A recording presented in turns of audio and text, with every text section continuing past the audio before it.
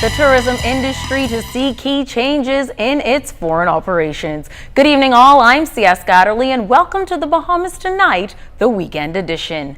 The Ministry of Tourism is reducing the number of foreign offices in a quest to cut back on operational costs and grow the industry. The office in the U.S. capital, Washington, D.C. will amalgamate with the New York office, and the Los Angeles Tourism Center will join the Ministry of Tourism's outlet in Houston, Texas.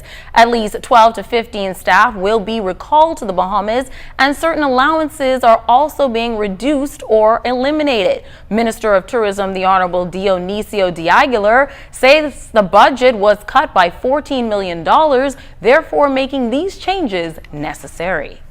We're having to look within our organization to see and to ensure that we're as efficiently as possible using the resources that we have.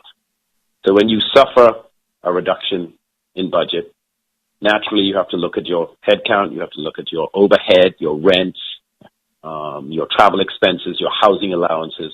All of these things have to be reviewed, and where we deemed that they were not essential, where individuals were in the United States and not essential to that operation, we're recalling them and bringing them home. And we're amalgamating offices to obviously bring about the more efficient use of resources.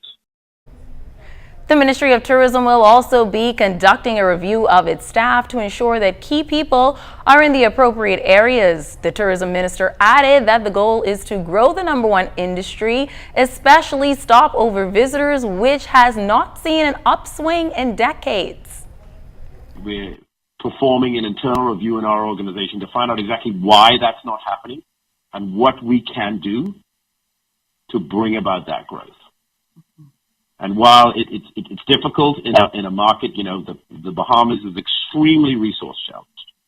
We don't have the funds that we thought that we had, and all the revelations of misuse of public funds that are coming to light is just diminishing from your ability to use resources to do what it is that you need to do to effectively grow tourism.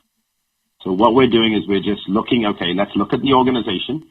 How do we get this business right-sized and effective in performing its mandate, which is to grow the number of visitors, preferably stopover visitors, that come to the Bahamas. That's our mandate.